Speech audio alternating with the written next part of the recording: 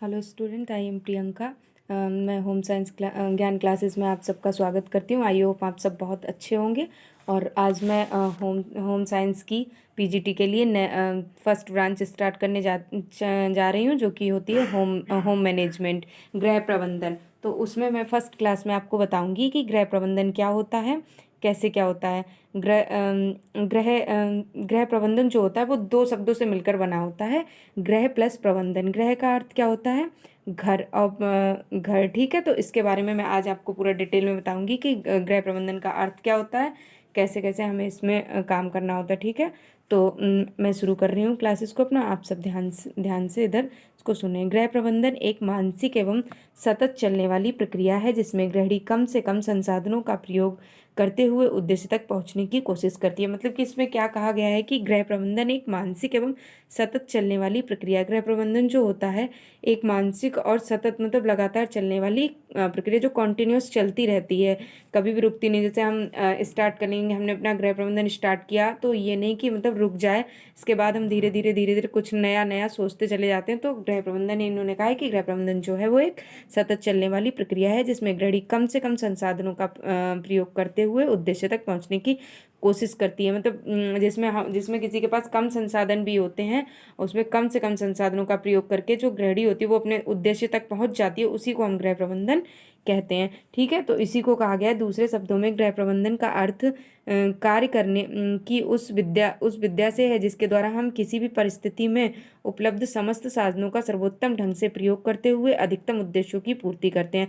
दूसरे शब्दों में क्या कहा गया है कि गृह प्रबंधन का अर्थ कार्य करने की उस विद्या से है, कि मतलब गृह प्रबंधन का अर्थ ये होता है कि कार्य करने की उस विद्या से होता है जिसके द्वारा हम किसी भी परिस्थिति में उपलब्ध समस्त साधनों का, मतलब हमारे पास कैसी भी स्थिति हो, कैसी भी परिस्थिति हो, उसमें समस्त साधनों का सर्वोत्तम ढंग से, मतलब हमारे पास जितने भी साधन होते हैं उतने में ही हम अपना सर्वोत्तम ढंग से उसका काम कर लेते हैं और अपने उद्देश्य की जो प्राप्ति होती है वो कर लेते हैं, जिससे हमें अधिक से अधिक उद्देश्यों की प्राप्ति हो जाती है। मतलब गृह प्रबंधन का एक सीधा सा अर्थ यही होता है कि हम कम से कम साधनों का प्रयोग करते हुए अपने उद्देश्य तक पहुंच जाएं और हमारा काम भी हो जाए और हमारे साधन भी कम से कम लगे उसमें। इसको हम गृह प्रबंधन कहते हैं, ठीक है। इसमें कुछ डेफिनेशंस पढ़ेंगे हम। पहली हमारी ग्रासबा कैंडल के अनुसार। ग्रास एवं कैंडल ने क्या कहा है, हम एक बात और स्टूडेंट्स की, मतलब जो ये गृह प्रबंधन होता है इसमें आप बस दो राइटर्स के नाम अच्छे से याद रखो, ग्रास एवं कैंडल, और दूसरा निकेल एवं डार्सी।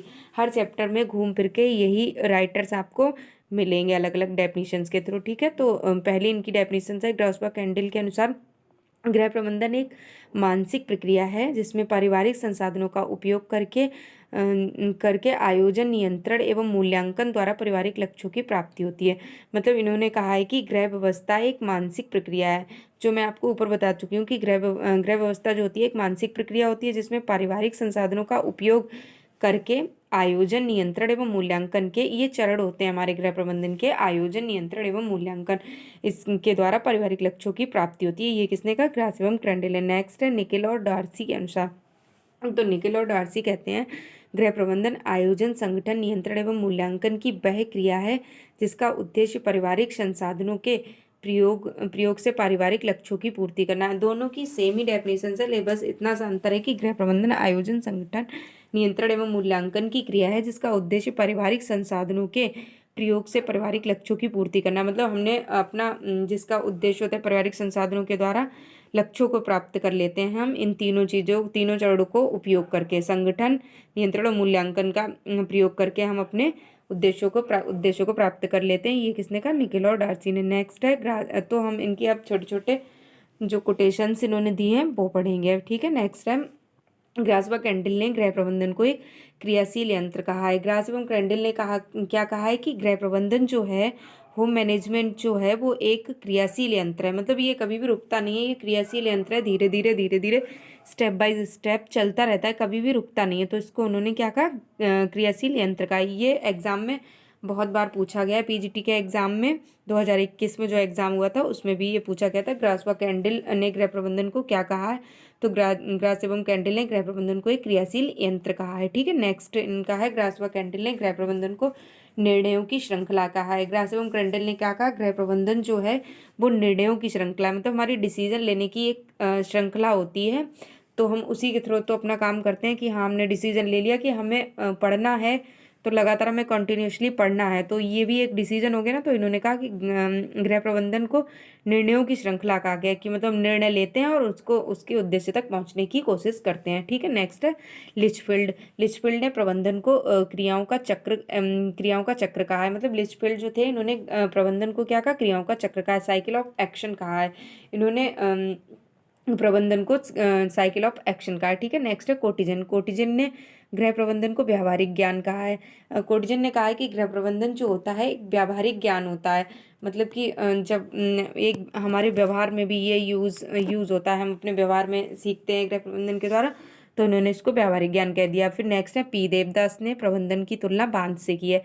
इन्होंने कहा है कि पी देवदास ने कहा है कि प्रबंधन जो है वो एक बांध की तरह है, जब हम चीज़ों को सीख जाते तो वो बांध के अंदर रहते, वरना वो बांध जो होता है वो खुला रहता है, धीरे धीरे हम चीज़ों को सीखते जाते। तो पी देवदास ने प्रबंधन की तुलना किससे की है, बांध से की है। ठीक है, फिर नेक्स्ट है इरिन ओपेनहैम। इरिन ओपेनहैम ने गृह प्रबंधन की जड़ संस्कृति को माना है। इरिन ओपेनहैम ने कहा है कि गृह प्रबंधन की जड़ जो होती है वो संस्कृति से होती है, मतलब हम जैसी संस्कृति जैसे समाज में और जैसी संस्कृति में रहते हैं उसका असर हमारे डेवलपमेंट में भी पड़ता है। तो उन्होंने कहा, इरिन ओपेनहैम ने कहा कि गृह प्रबंधन की जड़ जो होती है वो संस्कृति को माना है। फिर नेक्स्ट है न्यूमैन। न्यूमैन ने प्रबंधन को प्रशासनिक क्रियात्मकता के रूप में परिभाषित किया। न्यूमैन ने कहा है कि प्रबंधन को प्रशासनिक क्रियात्मकता के रूप में परिभाषित किया। जैसे आप किसी स्कूल में टीचिंग करते हैं, अभी आप गवर्नमेंट टीचर हो जाएंगे तो हमारे ऊपर हमारा प्रिंसिपल होता है, तो वो हमें बताएंगे कि हमें किस तरह से काम करना है। तो ये एक ढांचा बना हुआ होता है प्रशासनिक क्रियात्मकता का, कि मतलब कोई आपके ऊपर है तो आपके नीचे भी बहुत से लोग होंगे। तो ये इन्होंने कहा है कि न्यूमैन ने कहा प्रबंधन को प्रशासनिक क्रियात्मकता के रूप में परिभाषित किया जाता है। ठीक है,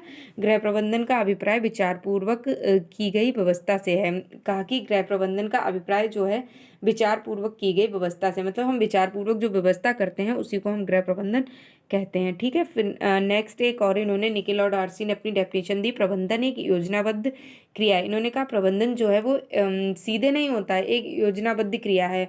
ठीक है, पहले हम प्लानिंग करेंगे किसी चीज़ की, फिर हम उसको कंट्रोलिंग करेंगे, फिर ही तो हम उसका एवेल्यूएशन करेंगे। तो ये चरण बाई चरण मतलब योजना बना के हमें चलनी होती है, सीधे ये नहीं कि डायरेक्ट मतलब कुछ भी कह दिया तो ये सीधे चले। तो उन्होंने कहा प्रबंधन जो होता है वो एक योजनाबद्ध क्रिया है जो इच्छित अंत को प्राप्त करने के लिए निर्देशित की जाती है। मतलब कि हमारी जो इच्छा होती है हम उसको प्राप्त करने के लिए जो चीज़ें करते हैं वो हमारा होता है प्रबंधन। मतलब इन्होंने कहा प्रबंधन की योजनाबद्ध क्रिया है जो इच्छित अंत को प्राप्त करने के लिए निर्देशित किया। मतलब हमने जो इच्छित अंत, जैसे कि हमने सोचते हैं कि हमें पीजीटी क्रैक करना है, तो हम उसके लिए एक प्रबंधन योजनाबद्ध तरीके से काम करेंगे ना, कि हमें हमारी जैसे 5 ब्रांचेस है तो पहले हम एक ब्रांच को ख़त्म करेंगे, उसकी अच्छे से उसको पढ़ेंगे चैप्टर वाइज, फिर नेक्स्ट ब्रांच पे जाएंगे। अगर हम ऐसे करने लगे कि आज हमने होम मैनेजमेंट पढ़ लिया, फिर तुरंत ही जाके एक्सटेंशन एजुकेशन पढ़ने लगे थोड़ी देर में, फिर टेक्सटाइल पढ़ने लगे, फिर न्यूट्रिशन साइंस पढ़ने लगे, या फिर देन ह्यूमन डेवलपमेंट पढ़ने लगे, तो ऐसे तो हमारा कुछ भी सिक्वेंस वाइज नहीं होगा। तो ये यही चीज़ समझाना चाह रहे हैं कि प्रबंधन एक योजनाबद्ध क्रिया है, मतलब कि हमें योजना बना के किसी भी काम को करना चाहिए जो इच्छित अंत को प्राप्त करने के लिए निर्देशित कर दिया, फिर ही हम अपना इच्छित जो उद्देश्य होता है उसको प्राप्त कर पाएंगे। ये नहीं कि बस सीधे लिया कुछ भी पढ़ने लगे या कुछ भी, तो हम अपना उद्देश्य तक नहीं पहुंच पाएंगे। ठीक है, तो आई होप आपको ये सारी डेफिनेशन समझ में आई होंगी और ये समझ में आया होगा कि होम मैनेजमेंट का अर्थ क्या होता है और ये कैसी प्रक्रिया है, मानसिक सतत चलने वाली प्रक्रिया है। ये मैंने सब आपको बता दिया, ये आप रिवाइज करते रहें अपना, तो आपको अच्छे से समझ में आ जाएगा। फिर नेक्स्ट है प्रबंधन की विशेषताएं।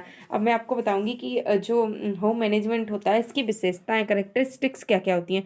तो मैं आपको ऊपर भी बता चुकी हूँ कि ये होम मैनेजमेंट जो है ये मानसिक प्रक्रिया होती है, मतलब हम अपने माइंड से चीज़ों को सोच के रखते हैं कि हमें इसके बाद ये करना है, इसके बाद ये करना है, तब हम अपने घर का मैनेजमेंट अच्छी तरह से कर पाएंगे। तो ये एक हमारी क्या होती है, ये एक मानसिक प्रक्रिया है। फिर नेक्स्ट मैंने आपको बताया था कि होम मैनेजमेंट जो है ये सतत चलने वाली प्रक्रिया होती है। तो इसको तो ये भी एक विशेषता हो गई ना हमारे होम मैनेजमेंट की, कि ये सतत मतलब लगातार कंटिन्यूसली चलती रहती है, ये नहीं बीच में रुक गई तो हम अपना होम गृह प्रबंधन अच्छे से नहीं कर पाएंगे। ठीक है, नेक्स्ट है कला। अब गृह प्रबंधन जो होते हैं इसकी एक मुख्य विशेषता ये भी होती है कि ये कला है। जैसे अब सेम आपके पड़ोस मतलब सेम लोग हैं, दोनों को इक्वल सैलरी मिल रही है, बट ये किसी किसी में मतलब उसका घर अच्छे से नहीं चल रहा है, दूसरे का सेम कंडीशन का उतनी सैलरी है, उतने ही लोग हैं तो उनका घर अच्छे से चल रहा है। तो वो वो कैसे, क्योंकि लोग अपनी कला के द्वारा मतलब उसका प्रदर्शन करके कि हाँ हम यहाँ पे बचत कर लेंगे इस चीज़ की, जो पैसे जो चीज़ इस टाइम पे ज़रूरत है उसमें पैसा लगाएंगे। तो ये इंसान के अंदर एक कला होती है कि वो उतने ही पैसों में कैसे मैनेज कर ले अपने घर को। ठीक है, तो दूसरा जो है उसको भी उतनी सैलरी मिले, लेकिन उनके घर का जो मैनेजमेंट है वो उस तरह से नहीं चलता है, तो उनमें उनमें ये कला मतलब डेवलप नहीं हुई है। तो इसी को कहा गया है कि प्रबंधन की एक विशेषता कला भी है, कि मतलब उनके अंदर ये कला होनी चाहिए कि हम कैसे अपने घर का प्रबंधन कर सकें। नेक्स्ट है विज्ञान। तो गृह प्रबंधन की एक विशेषता ये भी है कि इसको मतलब विज्ञान कहा गया है। इसमें हम अच्छी अच्छी चीज़ों को पढ़ते हैं, उसका सतत मतलब चीज़ें ट्रू चीज़ें जानते हैं, तो उसको विज्ञान के रूप में भी हम जानते हैं। नेक्स्ट है सर्वव्याप्त। अब ये है जो गृह प्रबंधन की एक विशेषता, ये सर्वव्याप्त भी है, क्योंकि अब ये है कि ये थोड़ी ना कि गृह प्रबंधन आप ही कर सकते हो, दूसरा आपके पड़ोसी पड़ोसी वो नहीं कर सकता। तो ये इसीलिए इसको सर्वव्याप्त कहा गया कि ये सर्वमान्य, सबके लिए इक्वल है, सब अपने घर में गृह प्रबंधन कर सकते हैं, अच्छे से अपनी चीज़ों को मैनेज कर सकते हैं, तो इसलिए इसको हम सर्वव्याप्त भी कहते हैं। ठीक है, फिर ये नेक्स्ट निर्णयों की श्रृंखला। इसको निर्णय की श्रृंखला भी कहते हैं। ये गृह प्रबंधन की एक विशेषता ये भी है कि ये निर्णय की श्रृंखला होती है, इससे हम निर्णय लेते हैं, ये हमारे निर्णयों की श्रृंखला होती है।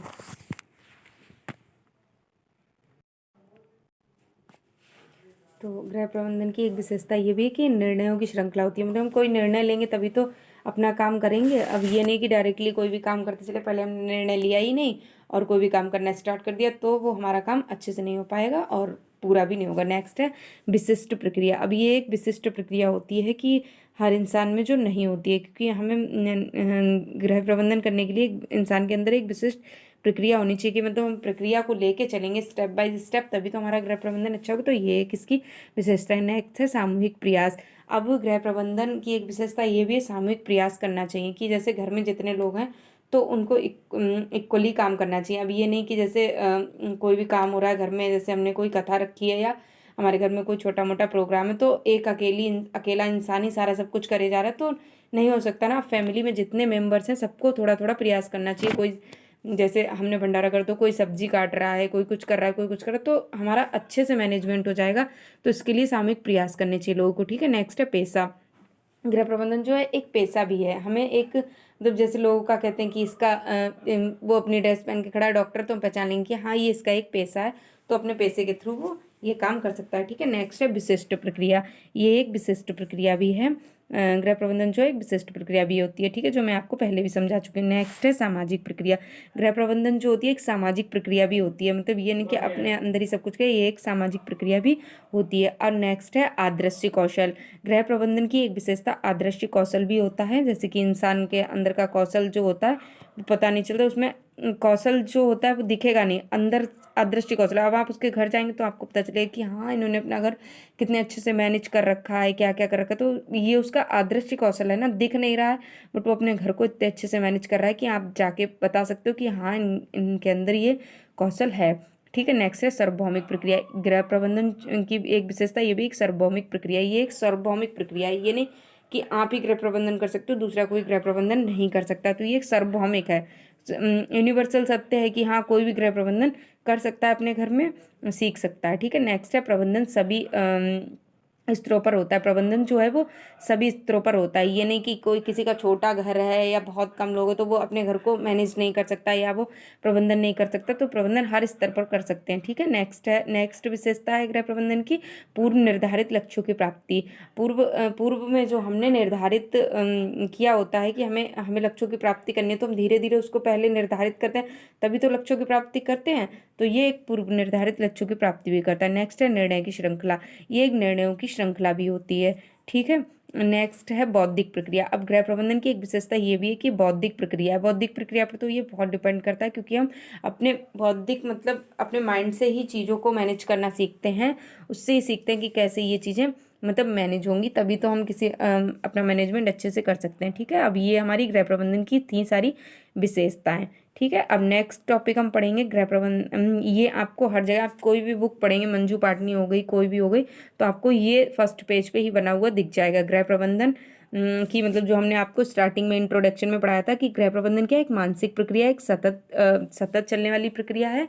फिर इसमें 3 जो इसके स्टेप्स होते हैं, चरण होते हैं, आयोजन हो गया, नियंत्रण हो गया, मूल्यांकन हो गया। मतलब हमने कोई भी चीज़ पहले प्लान करी, फिर उस पर कंट्रोल करा, नियंत्रण करा कि हाँ कैसे हम इस चीज़ को मैनेज करेंगे, फिर हमने उसका मूल्यांकन करा कि हमने जो प्लानिंग करी थी वो ठीक हुई भी है या नहीं। उसका हमें एवोल्यूशन भी तो टाइम टाइम पे करते रहना चाहिए। तो फिर हम उसका मूल्यांकन करेंगे लास्ट में कि ये चीज़ ठीक से हमारी हुई भी है या नहीं। तो ये हमारे गृह प्रबंधन के 3 चरण होते हैं, आयोजन, नियंत्रण और मूल्यांकन। ठीक है, अब ये फिर हम पढ़ेंगे संसाधन। संसाधन जो होते हैं हमारे गृह प्रबंधन में, संसाधन मानवीय भी होते हैं, अमानवीय भी होते हैं। ये हमारे 2 तरह के संसाधन होते हैं। ये पीजीटी 2021 में पूछा भी गया था कि संसाधन कितने टाइप के होते हैं। तो संसाधन मानवीय और अमानवीय दोनों टाइप के होते हैं। ठीक है, फिर हमें इससे उद्देश्यों की प्राप्ति होती है। जब उद्देश्यों की प्राप्ति हो जाती है तो इंसान को सेटिस्फेक्शन हो जाता है, मतलब कि संतोष उसको प्राप्त हो जाता है। तो ये पूरी प्रोसेस हमारी होम मैनेजमेंट की है, ये हम हर जगह पढ़ने को मिल जाता है। ठीक है, फिर नेक्स्ट है गृह प्रबंधन की आवश्यकता एवं महत्व। मतलब जो हमारा गृह प्रबंधन है उसकी क्या क्या आवश्यकता और क्या महत्व है। लक्ष्यों की प्राप्ति हेतु गृह प्रबंधन की आवश्यकता और महत्व दोनों में आता है कि लक्ष्यों की प्राप्ति हेतु हम इसका यूज करते हैं कि हमने कोई भी चीज़ मतलब तय की है कि हमें ये अपना लक्ष्य प्राप्त करना है, अपना गोल सेट कर लिया, तो लक्ष्यों की प्राप्ति करने के लिए हमें गृह प्रबंधन की आवश्यकता होती है। फिर नेक्स्ट है परिवार में उचित समायोजन। अब हम अच्छे से अपने घर को मैनेज करके रखेंगे तो परिवार में उचित समायोजन भी बना रहेगा। ये भी गृह प्रबंधन की एक अच्छी विशेषता और महत्व में आ जाता है। ठीक है, नेक्स्ट है संसाधनों का उचित उपयोग हेतु। अब संसाधनों का मतलब आपको पहले ही मैंने बताया था कि कम से कम संसाधनों में कैसे गृहिणी अपने घर को मैनेज कर सके, यही गृह प्रबंधन होता है ना। तो संसाधनों का उचित उपयोग हेतु मतलब संसाधनों का उचित उपयोग करना सीख जाती है गृहिणी इसमें, जिससे कि वो अपने पैसे की और अपने टाइम की बचत कर सकती है। ठीक है, गृहिणी के व्यक्तिगत व व्यक्तित्व निर्माण में, इससे जो गृहिणी होती है गृह प्रबंधन जब पढ़ती है तो उसका व्यक्तिगत और व्यक्तित्व निर्माण दोनों होता है। ठीक, जब वो उसको चीज़ों को मैनेज करना सीख जाएगी तो उसका व्यक्तिगत अपना स्वयं का डेवलप और व्यक्तित्व निर्माण भी उसका अच्छे से, मतलब उसकी पर्सनालिटी भी अच्छे से डेवलप होती है। जब वो चीज़ों को अच्छे से मैनेज करना सीख जाएगी तो खुद को भी अच्छे से डेवलप करना सीख जाएगी। ठीक है, अब नेक्स्ट है मितव्ययता। ये भी एक इसकी विशेषता और इसकी महत्व में आ जाता है कि मितव्ययता क्या होती है। मितव्ययता वो होती है कि हम कम पैसों में अपनी चीज़ों को मतलब अच्छे से मैनेज कर सके, इसको हम मितव्ययता कहते हैं। ठीक है, नेक्स्ट है निर्णय की प्रभावशीलता हेतु। मतलब निर्णय की प्रभावशीलता हेतु ये भी इसका एक महत्व होता है कि निर्णय की प्रभावशीलता हेतु हम कैसे इसको कि हम कैसे निर्णय लेंगे, ये इसके प्रभावशीलता में भी ये काम आता है। नेक्स्ट है पारिवारिक लक्ष्यों पारिवारिक लक्ष्यों की पारिवारिक लक्ष्यों की सफलतापूर्वक प्राप्ति। कि मतलब हम अगर होम मैनेजमेंट अच्छे से कोई गृहिणी करना जानती है तो पारिवारिक लक्ष्यों की सफलतापूर्वक प्राप्ति वो कर लेगी। मतलब पारिवारिक लक्ष्यों की सफलतापूर्वक प्राप्ति कैसे, कि मतलब उसके उसके परिवार में डिसाइड किया गया कि हमें अपने बच्चों को यहाँ यहाँ इस पढ़ाई में पहुँचाना है। तो जब वो जानती है होम मैनेजमेंट करना तो वो अपने पैसों का बचत भी कर लेगी। कम से कम संसाधनों में उनका उपयोग करके पारिवारिक लक्ष्यों की प्राप्ति में सफलतापूर्वक प्राप्ति भी कर लेगी। जीवन स्तर को ऊंचा उठाने में ये भी होम मैनेजमेंट का एक बहुत अच्छा महत्व होता है कि जीवन स्तर को ऊंचा उठाने में इसका हमारे जीवन में बहुत अच्छा महत्व होता है। क्योंकि जब हम कम से कम संसाधनों में कम से कम टाइम में उस चीज़ को मैनेज कर लेंगे तो हमारे जीवन स्तर तो ऑब्वियसली ऊंचा उठ जाएगा। क्योंकि कम टाइम में हम चीज़ों को मैनेज करना सीख जाएंगे, हमारा पैसा भी कम लगेगा, टाइम भी कम लगेगा, एनर्जी भी कम लगेगी। तो वो जो बचा हुआ हमारा पैसा है, बचा हुआ हमारा टाइम है, उसको हम कहीं और यूटिलाइज कर लेंगे। तो इससे हमारा जीवन स्तर ऊंचा उठेगा या नहीं। ठीक है, तो नेक्स्ट है गृह प्रबंधन से जुड़ी भ्रांतियाँ। अब कुछ लोगों के मन में मिसकंसेप्शन होते हैं होम मैनेजमेंट को लेके, तो वो मैं आपको बताऊंगी कि लोगों में कौन कौन से मिसकंसेप्शन होते हैं। प्रबंधन एक साधन मात्र है, साध्य नहीं है। लोग क्या समझते हैं कि प्रबंधन जो होता है वो एक साध्य है, ना कि साधन है। लेकिन इसका लोगों में ये भ्रांतियां बनी हुई हैं, लेकिन इसका एक्चुअल में यही है, प्रबंधन एक साधन मात्र है, साध्य नहीं है। ठीक है, उद्देश्य प्राप्त करने के लिए होता है, एक साधन मात्र है, साध्य नहीं है, उद्देश्य नहीं है, एक साधन है जिसके द्वारा हम अपने उद्देश्य तक पहुंच जाएंगे। ठीक है, नेक्स्ट है अच्छे प्रबंधक जन्म से नहीं वरन प्रशिक्षण से बनते हैं। अब इसकी लोगों में एक भ्रांति ये है कि जो प्रबंधन करना जानता है, अच्छे से मैनेजमेंट करना जानता है, वो जन्म से होता है। लेकिन ऐसा कुछ भी नहीं है। अच्छे प्रबंधक जो होते हैं वो जन्म से नहीं वरन प्रशिक्षण के द्वारा बनते हैं। मतलब धीरे धीरे हम चीज़ों को मैनेज करना सीखते हैं, धीरे धीरे चीज़ों को पढ़ना सीखते हैं। तो अच्छे प्रबंधक जो होते हैं वो जन्म से नहीं होते हैं, वरन अब धीरे धीरे करके सीखते हैं, हम प्रशिक्षण लेते हैं, होम मैनेजमेंट को पढ़ते हैं, तभी हम चीज़ों को सीखते हैं कि हम अच्छे कुशल प्रबंधक कैसे बने। तो ये होता है, लोगों के मन में भ्रांति है कि ये जो अच्छे प्रबंधक होते हैं अपने घर को अच्छे से मैनेज करके रखते हैं, ये जन्म से होते हैं, लेकिन ऐसा कुछ भी नहीं है। नेक्स्ट है, प्रबंधन परिवार के मुखिया तक ही सीमित नहीं है। हाँ, ये भी बात सही है कि प्रबंधन जो है, पहले लोग सोचते थे कि ये घर का मुखिया है, बस उसी ने मैनेज करना है कि हाँ इतना पैसा है, कहाँ लगाना है, बच्चों की पढ़ाई में लगाना है कि नहीं लगाना है, कहाँ पे कितना पैसा खर्च करना है। तो ऐसा कुछ भी नहीं है। प्रबंधन परिवार के मुखिया तक ही सीमित नहीं होना चाहिए। घर में और भी लोग होते हैं, उनको भी उसमें अपना इक्वली पार्टिसिपेट करना चाहिए। ठीक है, तो प्रबंधन परिवार के मुखिया तक ही सीमित नहीं होता है। अब मैं आपको पढ़ाऊंगी प्रबंधन के गुण। मतलब जो प्रबंधक होता है, जो होम मैनेजमेंट जो मैनेज कर रहा है चीज़ों को, चाहे वो कंपनी में हुआ चाहे वो अपने घर में हुआ, तो ये होते हैं मैनेजर होते हैं। तो ये कैसे चीज़ों को मैनेज करेंगे, तो इनमें एक तो सबसे पहला होना चाहिए सहनशीलता का गुण होना चाहिए। कि मतलब अब ये नहीं कि वो किसी कंपनी में मैनेजर है तो लोगों को कैसे मैनेज करेगा। लोग आए, उन्होंने कुछ कह दिया तो वो भड़क पड़ा उन पे कि हाँ उनमें सहनशीलता कुछ है ही नहीं, तो पेशेंस है ही नहीं, तो वो तो चिल्लाएगा ही दूसरे पे। तो ये चीज़ नहीं होनी चाहिए। एक प्रबंधक जो होता है उसको सहनशील होना चाहिए, मतलब लोगों की बात सामने से सुने कि हाँ हम आप क्या कहना चाह रहे हो, क्या करना है, उनकी बातों को आराम से समझना और सुनना चाहिए उसको। तो उसके अंदर सहनशीलता का गुण होना बहुत ज़्यादा इंपॉर्टेंट है। नेक्स्ट है धैर्य। अब जो एक प्रबंधक होता है उसमें धैर्य तो बहुत ज़रूरी है। मतलब उसमें धैर्य होना चाहिए कि हाँ सामने वाला अगर हमें देर तक कुछ बातों से इरिटेट कर रहा है या कुछ बातें हैं जो हमारे नहीं सुनने लायक है, फिर भी हमें उसकी बातों को समझना चाहिए। तो एक प्रबंधक के अंदर धैर्य होना बहुत ज़रूरी है। ठीक है, नेक्स्ट है बुद्धिमान। अब उसको अच्छे लेवल का, मतलब उसको बुद्धिमान होना बहुत ज़रूरी है। हाँ उसके अंदर मतलब बुद्धिमानियों की, हाँ सामने वाले की चीज़ को हम कैसे सुनेंगे, कैसे चीज़ों को मैनेज करेंगे, तो बुद्धिमान भी होना बहुत ज़रूरी है। नेक्स्ट है विवेकपूर्ण। अब उसको विवेकपूर्ण होना चाहिए, वो अपने मन से अच्छे से सोचे चीज़ों को कि हाँ अब इस इंसान ने इस चीज़ के लिए कहा है तो हम कैसे इसको सोचेंगे, फिर इस पर कैसे इस चीज़ को डेवलप करेंगे। तो उसको विवेकपूर्ण होना बहुत ज़रूरी। नेक्स्ट है संसाधनों का ज्ञान। अब उसको उचित संसाधनों का ज्ञान होना चाहिए कि कैसे हम अपनी एनर्जी को बचाएं, कैसे अपने पैसे को बचाएं, कैसे अपने टाइम को बचाएं। तो साधनों का ज्ञान भी तो उसे होना चाहिए कि हाँ अब जैसे कपड़े धोने में टाइम वेस्ट हो रहा है गृहिणी का, तो उसको ये पता होना चाहिए कि हम वॉशिंग मशीन का यूज़ कर लेंगे तो हमारा टाइम कम लगेगा, एनर्जी भी कम लगेगी, एक बार पैसा कंज्यूम हो जाएगा बस उसको खरीदने में। तो ये चीज़ें उसको होना चाहिए कि हाँ जैसे गृहिणी उसको पता होना चाहिए कि किस संसाधन से हम अपना टाइम बचा सकते हैं, अपना पैसा बचा सकते हैं, तो और अपनी एनर्जी भी बचा सकते हैं। तो इससे उसे संसाधनों का ज्ञान भी होना बहुत ज़रूरी है। नेक्स्ट है समायोजन की क्षमता। उसमें समायोजन की, एडजस्टमेंट की क्षमता होनी चाहिए कि हम चीज़ों को कैसे समायोजन करेंगे। कि कुछ लोग कह रहे हैं नहीं, अब जैसे अब गृहिणी है वो कहेगी कि नहीं आज ये बनना, तो दूसरा इंसान फैमिली में कह रहा है नहीं आज ये बनना, तो उसे समायोजन करना आना चाहिए कि हाँ 4 लोग हैं तो एक एक के मन की एक एक दिन मतलब डिसाइड कर लो, तो इससे हमारा समय भी बच जाएगा, हमारा पैसा भी बच जाएगा और हमारी एनर्जी भी बच जाएगी। तो उससे समायोजन की क्षमता एक प्रबंधक में होनी चाहिए। नेक्स्ट है मानवीय प्रवृत्ति की समझ। अब उसमें मानवीय प्रवृत्ति की समझ होना बहुत ज़रूरी है कि हाँ एक सामने से एक इंसान हमें समझा रहा है, कुछ अपनी बात रखना चाह रहा है, तो उसमें इमोशंस होने चाहिए, मानवीय प्रवृत्ति होनी चाहिए कि हाँ हम सामने वाले की, बिल्कुल क्रूर नहीं होना चाहिए कि हाँ कुछ भी कहा बस उठाया और मार दिया, ऐसा नहीं होना चाहिए। उसको समझना चाहिए लोगों को कि हाँ मानवीय प्रवृत्ति की समझ होनी चाहिए कि हाँ सामने वाला अपने इमोशंस हमें व्यक्त कर रहा है, तो हम कैसे उस चीज़ को मैनेज करेंगे, कैसे मानवीय मतलब कैसे उसको मानवीय चीज़ों को अपने मतलब समझेंगे कि हाँ हमारे अंदर इमोशंस होंगे तभी तो हम सामने वाले की बात समझ पाएंगे कि हाँ, वरना तो हम कहेंगे अरे ये बक रहा है, बकने दो उसको। तो हम अपनी मानवीय समझ से सोचें कि हाँ इंसान अपनी दिक्कत हमें बता रहा है, तो हम उसको मानवीय तरीके से अपनी मानवीय प्रवृत्ति से समझेंगे तभी तो उसका सोल्यूशन निकाल पाएंगे।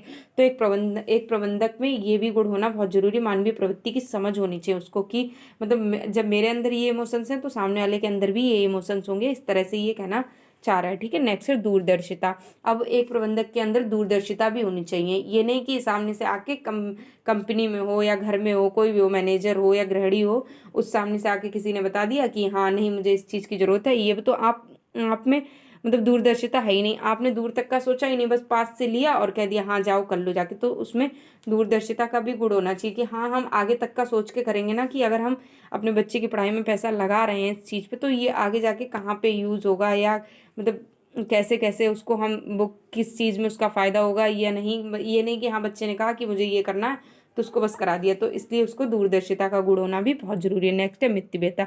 मितव्ययता का अर्थ यही होता है कि कम पैसे में कैसे हम अपने घर की चीज़ों को मैनेज करें, तो ये मितव्ययिता होती है। ठीक है, ये गुण होना गृहिणी में बहुत ज़रूरी होता है। एक मितव्ययिता का गुण होना तो एक गृहिणी में बहुत ज़रूरी, जिससे वो अपना सुखी जीवन व्यतीत कर सकती है, कम से कम पैसों में खर्च चला सकती है। ठीक है, नेक्स्ट है कल्पना शक्ति।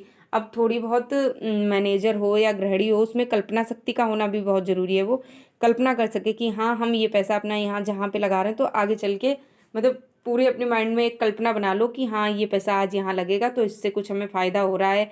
अगर हम अपना पैसा यहाँ पे इन्वेस्ट कर रहे हैं, इसका कुछ फ़ायदा होगा आगे या नहीं, तो हम हमारे अंदर कल्पना शक्ति होना भी बहुत ज़रूरी है। ठीक है, नेक्स्ट है निर्णय शक्ति। अब निर्णय शक्ति डिसीजन जो है लेने की क्षमता हर मैनेजर या गृहिणी में जरूर होनी चाहिए, क्योंकि ये नहीं होना चाहिए कि हाँ, आपको मैनेजर बना दिया किसी कंपनी का, अब उन्होंने कहा कि आपको ये डिसीजन लेना, आप डिसीजन ले ही नहीं पा रहे, तो आप अच्छे प्रबंधक कैसे बन पाओगे। इसलिए आप में डिसीजन की शक्ति होना बहुत जरूरी है। आप डिसीजन लो अच्छे से कि हाँ, मुझे मतलब ये काम दिया गया तो मैं इसको कैसे डिसीजन लूँ कि मुझे ये काम करना है या नहीं करना है। या गृहिणी है तो वो सोचे कि हाँ, मुझे ये काम अपने बच्चे को कराना है या नहीं कराना है, या खुद भी ये काम करना है नहीं करना, तो उसमें निर्णय की शक्ति अच्छी होनी चाहिए। ये नहीं भटकते रहो कि हाँ, आज कह दिया कि ये कर लेंगे, फिर कल कह दिया कि नहीं कर लेंगे, तो ये एक अच्छे प्रबंधक का गुण नहीं होता है। तो उसे निर्णय लेने की शक्ति भी होनी चाहिए। नेक्स्ट है आत्मनियंत्रण। अब एक प्रबंधक में ये गुण बहुत जरूरी है कि उसमें आत्मनियंत्रण होना बहुत जरूरी है। उससे मतलब खुद पे नियंत्रण रखना चाहिए कि ये नहीं सामने लड़ाई हो रही है तो हम भी लड़ने चले जा रहे हैं, दूसरे को समझा ही नहीं रहा, तो उसमें खुद पे सेल्फ कॉन्फिडेंस होना चाहिए, अपना नियंत्रण होना चाहिए, कंट्रोल होना चाहिए, सेल्फ कंट्रोल, कि हम खुद पे कैसे कंट्रोल रख पाएंगे। अगर परिवार के दूसरे लोग लड़ रहे हैं तो ये नहीं कि हम भी मतलब एक कुशल गृहिणी का ये वो नहीं होता है कि हाँ, हम भी जाके सामने से भड़का रहे हैं या लड़ रहे हैं, तो उसमें आत्मनियंत्रण होना चाहिए, चाहे वो मैनेजर हो चाहे गृहिणी हो। ठीक है, फिर नेक्स्ट है कार्यकुशलता। अब एक मैनेजर या गृहिणी जो प्रबंधन कर रही है या कर रहा है, उसमें कार्यकुशलता का होना बहुत जरूरी है। मतलब कि हम अपने कार्य को लेके कितना जागरूक हैं, हम मतलब हमारा मन लग ही नहीं रहा, हमें कोई काम करना है, हम ऐसे ही कर रहे हैं, थोड़ा बहुत नहीं कर रहे हैं, फिर बैठ जा रहे हैं, फिर नहीं कर रहे, तो हमें अपने कार्य के प्रति लगन होनी चाहिए, कार्य कुशलता होनी चाहिए कि नहीं, मुझे ये काम दिया गया है तो मुझे ये काम अच्छे से और कुशलता पूर्वक करना है टाइम से। ठीक है, तो ये गुण होना भी एक प्रबंधक में बहुत जरूरी है। नेक्स्ट है नेतृत्व क्षमता। उसमें नेतृत्व क्षमता होनी चाहिए, मतलब नैतिक गुण होने चाहिए। जैसे कि सामने वाले ने अगर हमें कुछ बताया है तो हमें नेतृत्व की क्षमता होनी चाहिए, उसकी परेशानी को समझो। एक मतलब ये नहीं कि कुछ भी जाके बोल दिया, तो उसमें नेतृत्व की क्षमता होनी चाहिए, उसकी बात को समझना चाहिए। फिर नेक्स्ट है चतुर। अभी ये बहुत ही जरूरी होता है कि हाँ, एक प्रबंधक का ये बहुत जरूरी गुण होता है, उसको चतुर होना चाहिए, मतलब उसमें समझ होनी चाहिए कि अब वैसे वाला चतुर नहीं, ये होना चाहिए समझ हो कि हाँ, सामने वाला हमें कोई चीज़ बता रहा है या हम कोई काम कर में पैसा अपना इन्वेस्ट करने जा रहे हैं, तो उसके बारे में 10 बार सोचेंगे कि हाँ, हम ये काम कर रहे हैं तो इससे हमें कोई फ़ायदा होगा या नहीं होगा, तो उसमें चतुर होना भी बहुत ज़रूरी है। ये सब प्रबंधक के गुण थे। तो आज मैंने आपको प्रबंधन का अर्थ, होम मैनेजमेंट क्या होता है, इसका अर्थ, इसकी कुछ डेफिनेशंस और प्रबंधक के गुण क्या क्या होने चाहिए, गृह प्रबंधन की एक पूरी प्रक्रिया जो मैंने आपको समझाई, प्रबंधन की विशेषता, ये सारी चीज़ें आज मैंने आपको बताई, प्रबंधन का महत्व, आवश्यकता। तो ये सब आप अच्छे से पढ़ लें एक बार, और मेरी वीडियो को लाइक करें, चैनल को सब्सक्राइब करें, कमेंट करें, शेयर एंड वीडियो को शेयर करें। Thank you for watching this video.